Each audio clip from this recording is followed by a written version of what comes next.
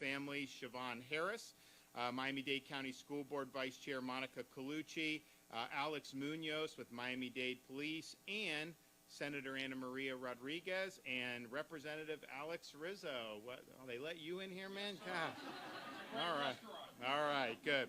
Well, we're excited about highlighting this next round of tax relief that we're going to be able to deliver for Florida families, and we're really fortunate to have been answered the call time and time again. So our unemployment rate in Florida has been below the national average for 44 consecutive months. And if you remember, when we had the Great Recession back in '08, Florida's unemployment rate is much higher than the rest of the country. We got hit very hard with that. We've been able to navigate, COVID, all these other things, Bidenflation, in ways that are outpacing the nation as a whole. In fact, our private sector job growth last year grew at 1.5% higher than the national private sector job growth, which was good, and that's continued to be. Our labor force is growing. We're also, if you look at the economic growth, since I became governor, the U.S. economy has grown at 11%. Florida's economy has grown 22%. And so, and unfortunately, you see it with traffic in Aventura and elsewhere.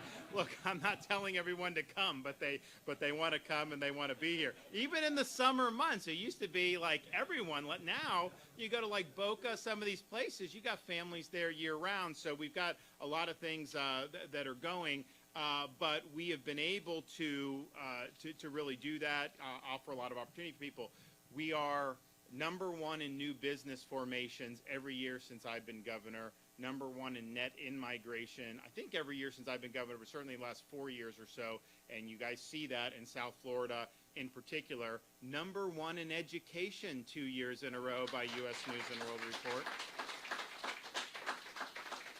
#1 in higher education system, I think 6 years in a row now by U.S. News and World Report. And the thing about our higher education system is, since I've been governor, there has not been one single red cent of tuition increases for Florida residents. And so you pay the same tuition you did back then. It's about $6,300 for our public universities for tuition.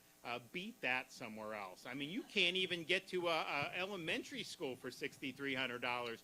And so that's something that's really, really special. But what we've also done in this budget that we just had, fully funded the Bright Future Scholarship Program. So now, well, we've continued, but there's no doubt the top performing students, they go to our state universities for free, no tuition at all. And if you're a top performing but maybe one rung below, you get a 75% reduction in your tuition. So that, you really can't beat that. And I do point out from time to time, we do have for top performing out-of-state students, if you are a grandparent in Florida, you can perhaps qualify for in-state tuition for your grandkids if they're high performers at our public universities. And that's a neat little thing that we have as well. So and we have #1 in education freedom in America for K-12 with our school choice programs. And no one's seen that more than here in Miami. We now have, we had in the last school year, over 400,000 on private scholarships, over 400,000 in charter, and then many hundreds of thousands more in choice programs within school districts. Like, Miami-Dade District has a lot of choice programs where you can go within the district, which is good. And they have to do that because parents are expecting that in Florida. And so that's really good momentum that we have. But we think that those programs are only going to grow in this upcoming school year. And I've already gotten preliminarily, we think it's going to be much more than 400,000 for our Family Empowerment Scholarship Program. And so that's going to be good. We're doing it. And, there's some other states have done choice now that Florida has kind of paved the way, and I applaud that. But, the scale of what we're doing, it's not even close. When you talk about some of these states have 10,000, 20,000, 30,000 kids on choice programs. we got like 1.5 million on various choice programs if you look at everything that we have. That is a really, really big deal. And I also like to point out our charters, which is big in South Florida. If you looked at our charter school population, it's 400,000 kids. That would be more K-12 students than probably half the states in this country, but certainly it would be similar to the size of many of our less populated states.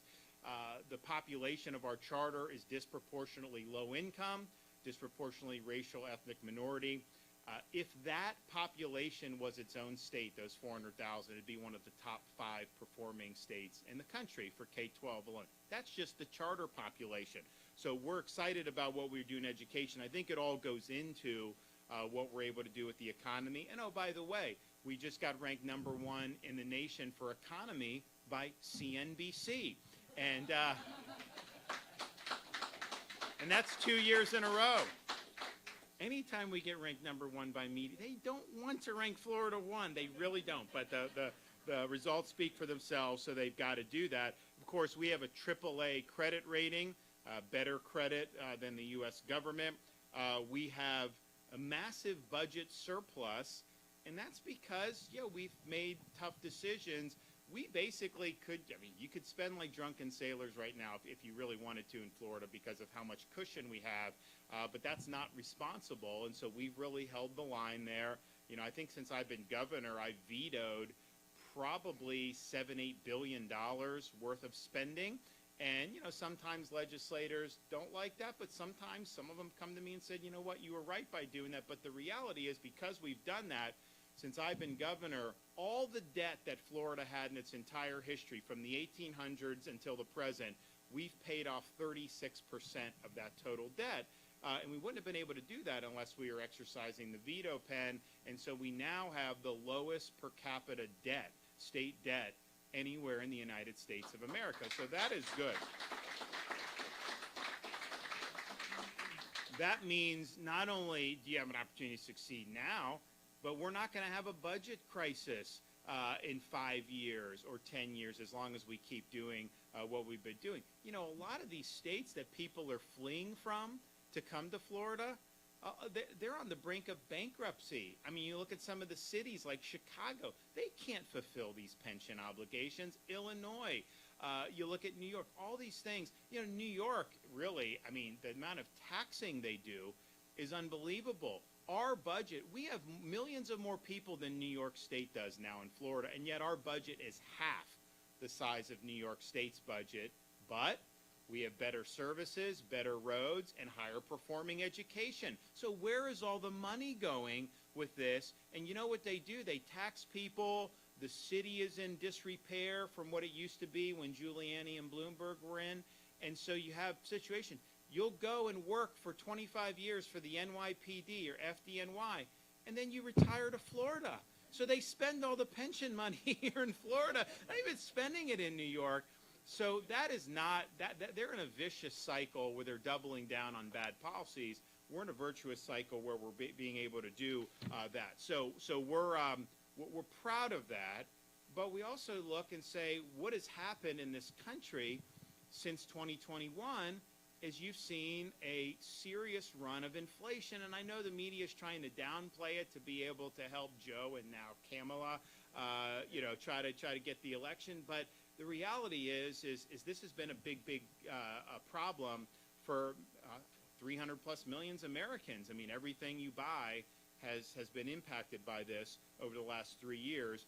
Clearly, with our little $116 billion budget, when the federal government's printing trillions and trillions, we're not exactly impacting that in either direction directly. But what we've done is we've taken huge strides to help families cope with what is going on. And we've done that in a variety of different ways. We have now in place, again, for the second year in a row, our 50% reduction in tolls for all Florida's commuters. So you're coming to work, you're paying tolls every day, the end of the month, you get a 50% reduction on your bill. You don't even have to do anything. We're just doing it. We did it in 2023. We're doing it again in 2024, started up in April. We'll go through the following March. That is saving people, potentially hundreds of dollars a year. We have other things like our disaster preparedness tax holiday. The first one already happened. Look, we don't know what's going to happen with these storms. I mean, I know people look and say it's quiet now. That can change very quickly. You had an opportunity to do prepare. There's going to be another one coming up in August. If you need to get supplies, you can do that tax-free. That saves people money. We have our skilled worker tool holiday. Will come up in September. That's not just for skilled workers. I mean, we're kind of branding it that way because people that are handymen or things like that can go do. You can do it. I mean, you just want to put more tools in your garage. You need something around the house. You can do it to be able to help yourself. And then, of course, July is our sales tax holiday for Freedom Summer Month, where no tax on a lot of recreational items, sports equipment. If you have kids like we do, I mean, you know, I just bought some stuff for my kids yesterday. I saved money on it. You have tickets to museums and concerts, all those things.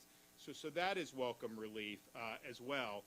But today we're proud to announce that, you know, starting Monday, again, we're able to do 2 weeks of back-to-school sales tax holiday for Florida families. And this is an opportunity to be able to save real money. This runs through Sunday, October 11th, and it will allow you to save money on the most important school supplies, including pretty much any school supply selling for $50 or less is tax-free. Clothing, footwear, and other apparel, $100 or less, tax-free. Learning aids up to $30, tax-free. Personal computers and other accessories with a sales price of $1,500 or less when purchased for non-commercial home or personal use is tax-free. So all of those things, if you're doing it as a parent, and particularly if you have more than one kid, that adds up very, very quickly. So I appreciate the legislature stepping up and renewing this. I think it's important that we're able to provide relief for Florida families, particularly given how things have gone up so much over the last 3.5 years. If you want to look at the list of everything that's eligible, you can go to floridarevenue.com/back-to-school. floridarevenue.com/back-to-school. So these are things that are going to make a difference for folks. Toll relief. Oh, and by the way, for families, we didn't have to announce anything new because we made it permanent. There is no tax, sales tax in the state of Florida on any baby item. So diapers, wipes, cribs, strollers, clothing, you name it. If you're raising kids, young babies in this state, you don't pay tax on any of that. And you know, I remember when we had our first, I knew obviously you had to pay money to do different things, but like, you know, I was massive sticker shock when you look at these strollers, when you look at these things. I mean, it was unbelievable how much some of them cost. So now you're going to be able to get that tax-free, no questions asked going forward. So these are meaningful measures to provide relief. Floridians, we're proud to be the #1 economy in the country. We're proud to be #1 for education in the country.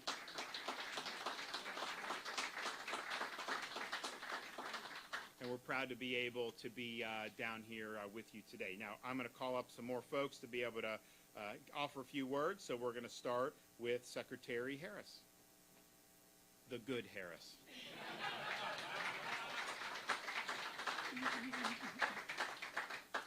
Good morning. Thank you so much, Governor DeSantis. I just want to say, just take a moment, as a mom, all the things that you mentioned in terms of the wins in our state for education, they mean so much. I have a 15-year-old and a 17-year-old, and I'm so proud to be here and to know that they're going to some of the best schools, getting the best education, and that you continue to push our state forward. So I am honored to be here, joined by many local leaders to highlight the 2024 Back-to-School Sales Tax Holiday. In just a few weeks, schools throughout Florida will open their doors and welcome millions of students back. At the same time, parents like me will be actively preparing to ensure their little ones have a successful start to the school year. It's an exciting time as our kids are getting ready to take on the challenge of a new academic year, but let's be honest, it can also be very stressful. Inflation has impacted all of us over the last 3.5 years as we watch costs for everyday items continue to rise. I cringe every time I leave the grocery store and I look at my bill. So it can be daunting to plan for all the purchases that need to be made during this time of year, especially if you have multiple school-age kids. And if your kids are anything like mine, a school supply shopping trip wouldn't be complete without a disagreement over many things, like the $20 backpack versus the $50 one, or the cost of sneakers. So that's why I'm so grateful that Governor DeSantis and the Florida legislature have once again offered Florida families the opportunity to save money on items that are critical to their child's success. I couldn't be prouder, again, to be a resident of a state that always puts children and families first. Not only have they ensured this savings is available year after year, but Florida has one of the longest back-to-school tax holidays in the nation. Many other states run their tax holiday for a few days, but Floridians have 2 weeks to take advantage of this incredible savings. This is important as parents are juggling a lot between work schedules, kids' activities, and other responsibilities. It'd be more challenging to take advantage of this if we were limited to just one weekend. I also know firsthand how much this tax holiday means to the families that we serve at the department. Many of our families are from single-parent households where every dollar saved matters. We also hear countless stories from our families who are taking care of kids in our foster care about how grateful they are for any support that they can receive during this time. So on behalf of all Florida families, thank you, Governor, for always going above and beyond to lessen the burden. We are fortunate to live in the free state of Florida and look forward to celebrating another great school year. Thank you.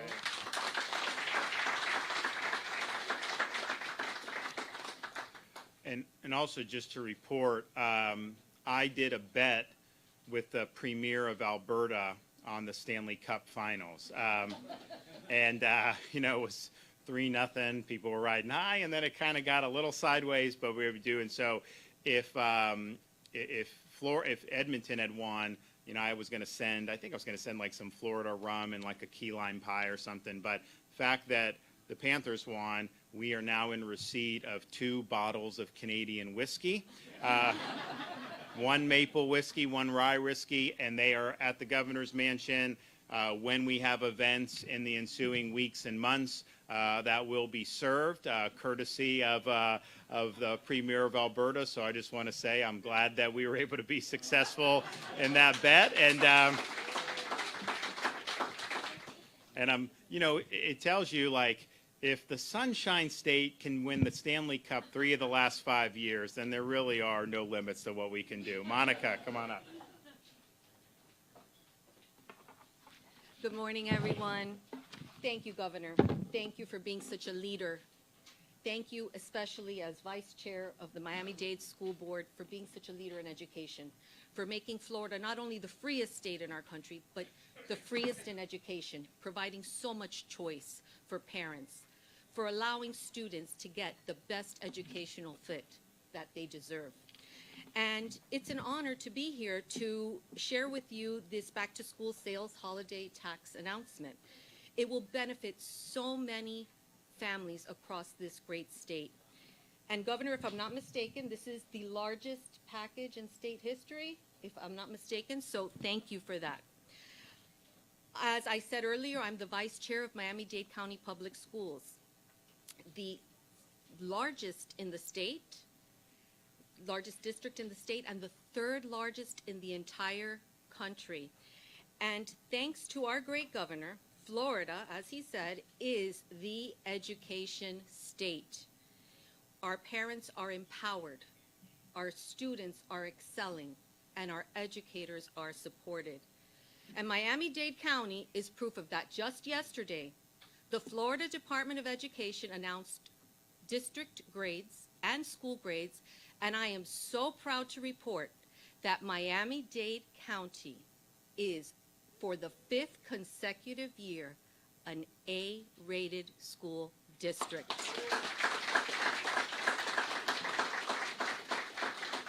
And not only are we in the top 10 in the state, we have moved up from number 9 to number 8. So we are doing great things here in Miami-Dade County. under the leadership of a great governor. As a mother and a classroom teacher for over 26 years, I know the importance of school preparedness firsthand. Getting our children to school with all the supplies they need, the uniform that they need to wear, sets the bar for a year of success. And this tax break that our governor has led our state with is just evidence of how connected he is to the everyday working family. He understands that the last 3.5 years have caused great inflation. The cost of everyday goods is going up, and he is committed to providing the relief and putting dollars and keeping them in the pockets of the hardworking parents and families of Miami-Dade County and the entire state of Florida.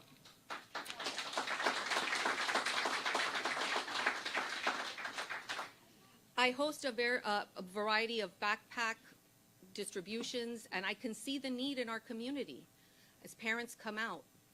And this tax break holiday for school supplies is a testament that our governor and our state is committed to our families.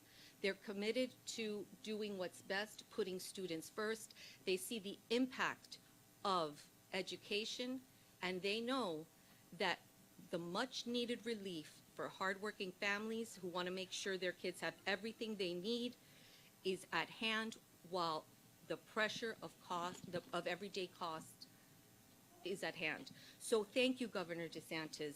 Thank you for your strong leadership and the legislature for making this possible for all Floridians. I encourage parents in Miami-Dade County and across the entire state to take advantage of this tax holiday. And thank you all for being here today. And I just want to say, God bless you, Governor. God bless the great state of Florida. And God bless the United States of America.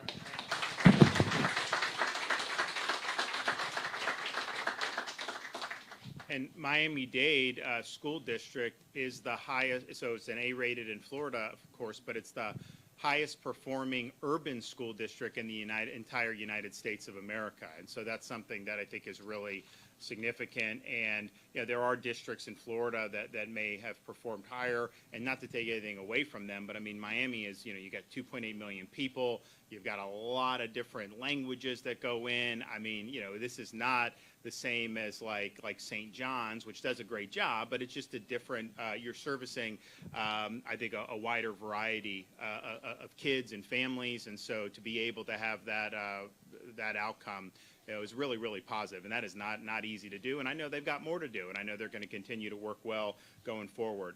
Okay, Alex Munoz, Miami-Dade PD.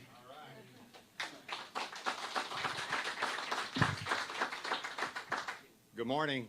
My name is Alex Munoz, and like you guys heard, I'm a police officer in the South Florida area in the great state of Florida.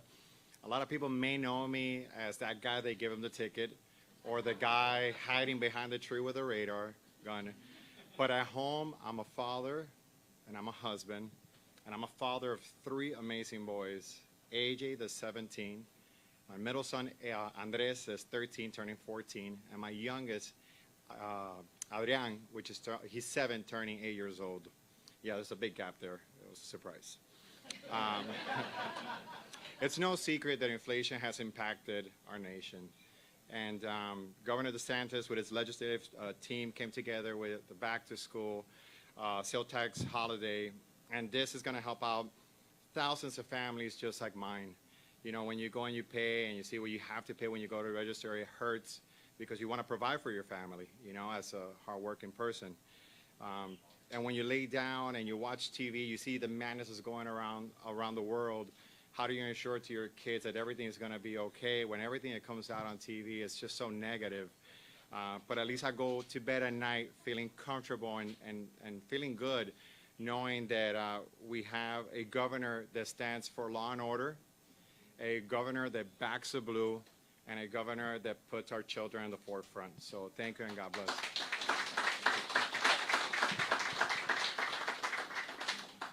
Well, thanks for that. And as part of our budget, too, we have the law enforcement recruiting bonus yet again. So people that come to Florida or young people that just decide to go into law enforcement for the first time, even within Florida, they get a $5,000 signing bonus right off the top. So if you're in Seattle or Chicago not being treated well, you come here, you're going to get treated much better. I think the community is good. And, I'll tell you, it was to see some of these Hamas people try to take over a street down here. That did not last very long. They got escorted out, which they could.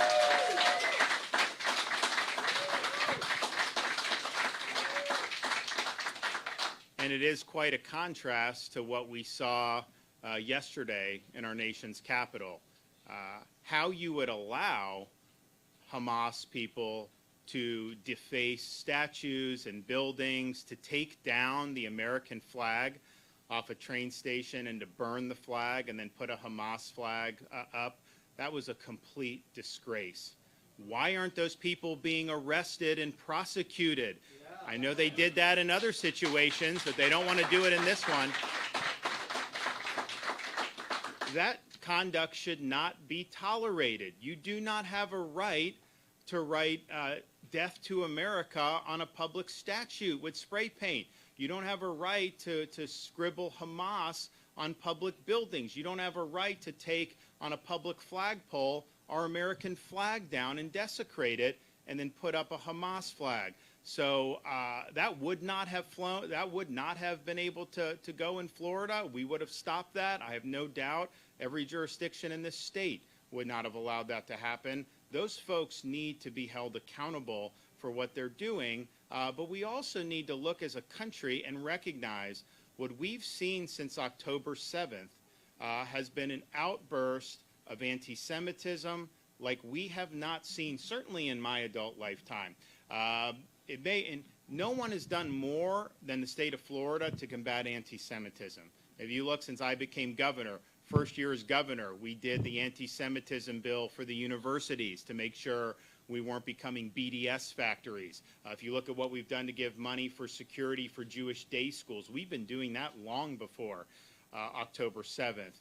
On and on and on, we've stepped up and done what was right. And so this is an issue that we've taken seriously. But even with all that we had done leading up to October 7th, even with our recognition with the legislature and my office that anti-Semitism was a big problem, I did not think it is as bad or would be able to be so open like it has been since October 7th. So when I see these people protesting, rioting, defacing property, talking about death to America, talking about Hamas, spewing anti-Semitism, if you're on a visa, it should be revoked and you should be sent home. We should not be importing people into this country that hate our country, that have that kind of toxic ideology. It's just disgraceful and it's unacceptable. And I also think you have the leader of one of our strongest allies for my whole lifetime speaking in front of Congress, Prime Minister Netanyahu, and yet Kamala can't go there and greet him. How do you treat it's not a way to treat an ally. She had no interest. She has not condemned what happened at Union Station, the graffiti and the rioting and all the vile activity. That was something that she had nothing to say about. So this is serious stuff, and we've got to get smart, and we should not be politically correct about any of this stuff. You know, there are a lot of folks that really mean this country bad, and you've seen them come out in full force since October 7th, and they feel that they're bulletproof because nothing ever happens when they engage in this type of conduct. You will be held accountable in the state of Florida. You're not taking over our streets. You're not defacing our buildings. And you are not going to take over our public universities. And if you try, go ahead. Make my day. All right, question? Chris Nelson, I want to ask a local issue. I know after the Surfside tragedy, a law was passed to make sure that that never happens again. But what's happened is there are now more stringent guidelines for milestone inspections, fully funded reserves. So a lot of people are now facing massive special assessments in their condos. So I'm wondering, would you be willing to call a special session to the legislature to perhaps modify this law so it can be done more incrementally? So if the legislature has ideas about how to make this more sensible for people, I'm totally open to all that. You know, when Surfside happened, I mean, first of all, it was this massive tragedy, and like literally within like 24 hours, the media is like, well, don't you need to do this law? And I'm like, we don't even know what happened yet. Just give us some time. And so the legislature did this, and, you know, they did hearings and stuff, and I was like, okay, fine. But there was always the possibility that there could be some unintended consequences. And so I think they owe it to their constituents to listen to them, to figure out what, I mean, we obviously want everyone to be safe. But I also think just people naturally are more attuned to safety as a result of Surfside, even without having any additional regulatory. But if the legislators talk to their folks and have some proposals to provide some reforms that would alleviate some of that burden, I think that would be a welcome thing. But that's going to have to be something that they're developing after talking with the folks who are affected by it. But I absolutely see that as a probably an unintended consequences, although not necessarily unforeseen, because when you're doing this, there's a lot of moving parts that happen, and I'm not surprised at all that there may be something that needs to be done to tweak. Yes, sir. Good to see you, sir. Thanks. Everybody's talking about the weather and how hot it is, and so what do you say to outdoor workers here in Florida, given the fact that you signed a bill that, for the most part, blocked private businesses from requiring cooling centers and requiring... No, it limited local governments. It preempted local governments. We have a regulatory framework from the state. And what we didn't want, well, the legislatures really do it. You don't want a patchwork of like Miami-Dade has all this, and then you go to Collier, and then it's totally different because people are doing business in multiple jurisdictions in this state. So we do have regulations. We do have employee guidelines from the state level. That can be tweaked one way or another. But businesses are able to do what they want to do. It does not preempt a business. It preempts a local government from imposing restrictions in ways that are not likely going to be feasible when you have people doing in multiple jurisdictions. So it should be one rule for the state. That's what we have. And that's, I think, why the legislature passed it. But there's nothing preventing a business from taking any additional action that they want to take, and that's something that they should take, and I think it's something that most of them do take. Governor, talking about the economy, there was a poll that Seven University just did with Suffolk University saying 3 out of 4 Miami-Dade County residents say they're being priced out of their homes, they can't afford the cost of living, the rising housing costs and rent. So what are you doing as governor? I know you mentioned a few things that the economy is doing well here, but what are you doing as governor to help the Miami-Dade County residents that are dealing with this burden of the housing crisis here? Well, a couple things. I mean, one is part of the reason why home values have gone up in Florida is because there's a strong demand to live in Florida. And so there's certainly been a demand to try to come to Miami. That has caused prices to go up because people from all across the country, if they can get to South Florida, that's one of the places they want to go. That's just the market forces at work. If we were governed like San Francisco or some of those, you probably would not have had that increase in demand that you've seen. But we especially are sensitive to folks because, you know, some of these big mansions and the condos, these are like millions of dollars and sometimes tens of millions. Those have gone up a lot, but, you know, those are people that if they want to pay that. But the economy really is going to run on cops, teachers, blue-collar workers. They've got to be able to afford to be able to live. I mean, how are you going to hire a police officer if they have to commute an hour and a half because they can't afford housing? So we did the Live Local Act last year, and what you're seeing is you are seeing an increase in inventory. It's coming.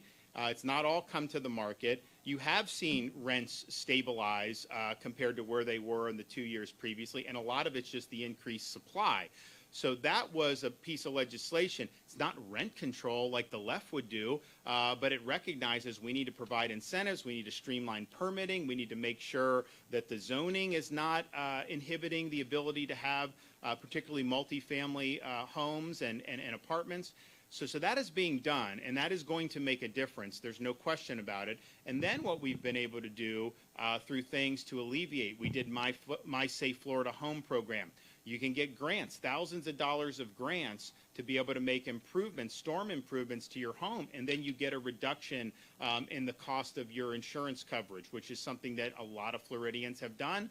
There's a lot of demand for it, and we're going to continue to do that. We've done massive amounts of tax relief that we've seen, and I outlined earlier, when you have the toll relief, when you have the no taxes on baby items, when you have the back-to-school sales tax holidays, that is really significant in terms of what we've done. So increasing the supply of housing is something that's important.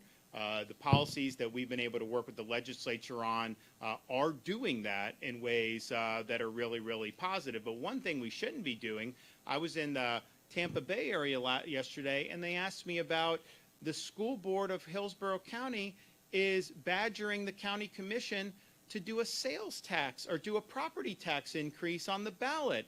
And they claim it's for increased teacher pay, but we have provided record funding for them to increase teacher pay. We did $1.25 billion in this budget alone, more than has ever been done. We also had the highest base student allocation that we've had. Most funding we've ever had. They can use that money. Do not raise people's taxes. People are already pinched. No property tax increases and no sales tax increases. It is just simply unacceptable. My name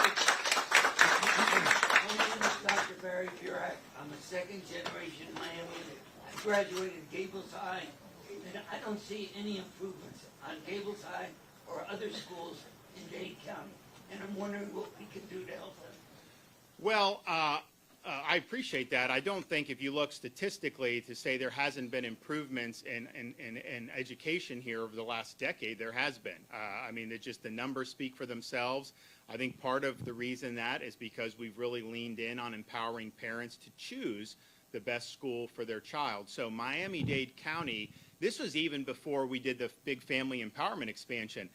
75% of the students here do not go to their local district zone school. So like me, I grew up in Pinellas County, Dunedin, Florida. I went to Dunedin High School. Like, that was just it.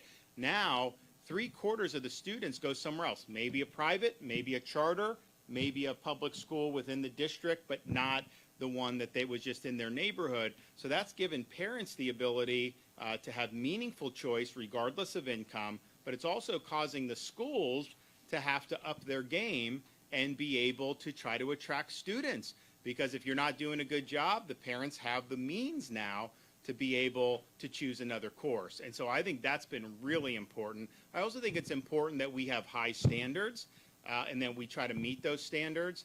We did a big thing. A lot of people, and I think everyone by and large, except maybe some of the left-wing school unions, believes we need to have standards. Like, you have to have something you're trying to meet. We have to measure progress. We have to know that. But there was a lot of people, including me, who were a little frustrated that so much emphasis was put on this one standardized test at the end of the year. Used to be the FCAT, then they changed it. But that was something that people said, is there a better way to do it? So we overhauled that, and we now have progress monitoring. And we're relatively short time in that. I think that this is the second full year that we're doing it. But the results of last year were by and large very positive. And look, we're going to maybe have to tweak some stuff because we're the first state to really lean in on this. But this is a way, first, you have the big end-of-year test. There's so much emphasis on teaching to the test. And that's not really the best way to learn, because when you teach to the test, students kind of cram that in, they take the test, then they forget about it after they take the test. So that's a problem. The other problem is when you do it at the end of a school year, people go on summer break. So if they need remediation, you go to the next school year. When you have progress monitoring, you catch if there's some problems, and you can have remediation, and it's something that's really, really good. So I think that approach has been great. We've also invested a lot of money in increasing teacher salaries, because particularly the average minimum salary, because our view is there's a lot of things people can do with their lives and careers. We want to be able to attract good people, and money isn't everything, and Lord knows you're not going to be a millionaire as a school teacher, but if you can make it more attractive to where we're doing, and when I became governor, I think the average minimum salary was $39,000. Now it's almost $50,000 statewide, and it's higher in areas that have higher cost of living. That's something that's really, really significant. So we've put an emphasis on that. We've also made sure that the focus of our schools is education, not indoctrination. We do not want bringing in political agenda. That's not appropriate. And so we had the fights on parents' rights, fighting Disney, doing all that stuff. But that is in a much better spot. And the states that have gone in the other direction, where they're trying to impose an agenda, their results are worse than they used to be. I mean, California now consistently ranks near the bottom of K-12 education. When I was growing up, it was like near the top. That was the place people really looked to, and I don't think that's an accident. I think that's because of the politics have gotten into it. Very, very significant. And then we've also said teachers have a right to teach in a classroom that has good order and discipline. You can't be in a situation where students are disruptive and then you're going to get sued if you just discipline. No. So we did a teacher's bill of rights, and we also said on that, cell phones shouldn't be in the classroom during instruction. Why do we need cell phones? First of all, the students are not going to learn as well if they're always on the phone. And even a part of the classroom, these kids being on these phones, is bad for these kids. The kids are on phones too much. It's not something that's good. Our kids don't have phones because they're 7, 6, and 4, but when they get old enough, my wife has pledged they're getting a flip phone, not a smartphone.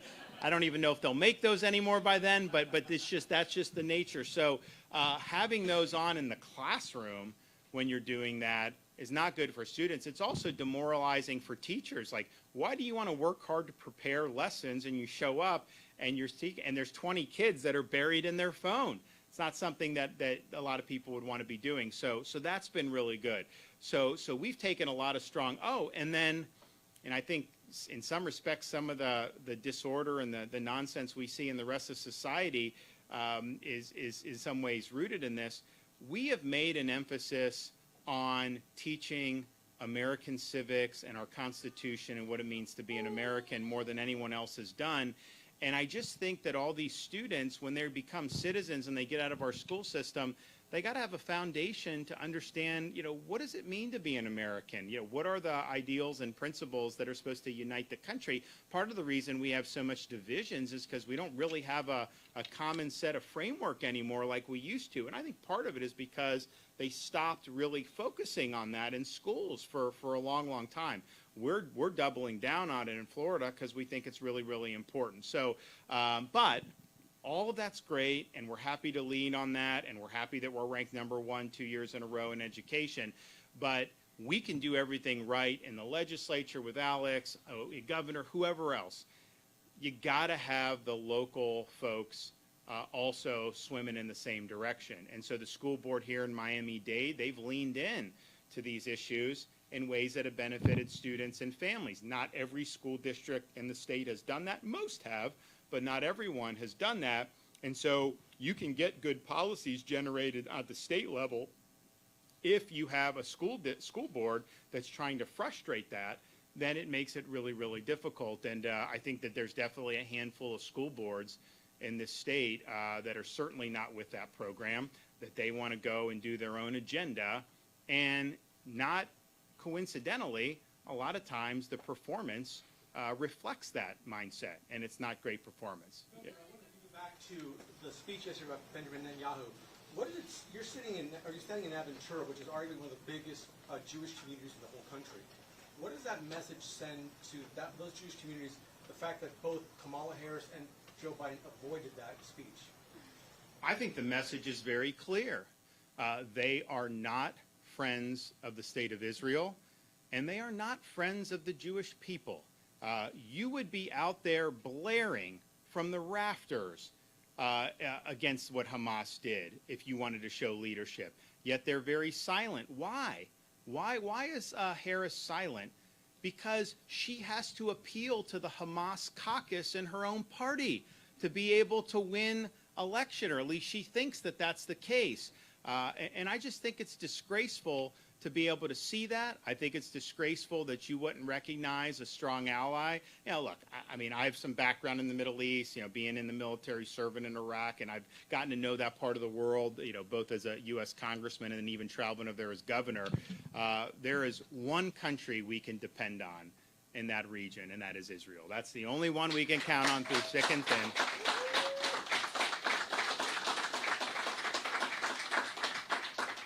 And I just think it's disrespectful to not recognize and how they've made, you don't have to agree with one prime minister or another, but there's kind of a larger picture of the U.S.-Israel relationship that you should keep in mind.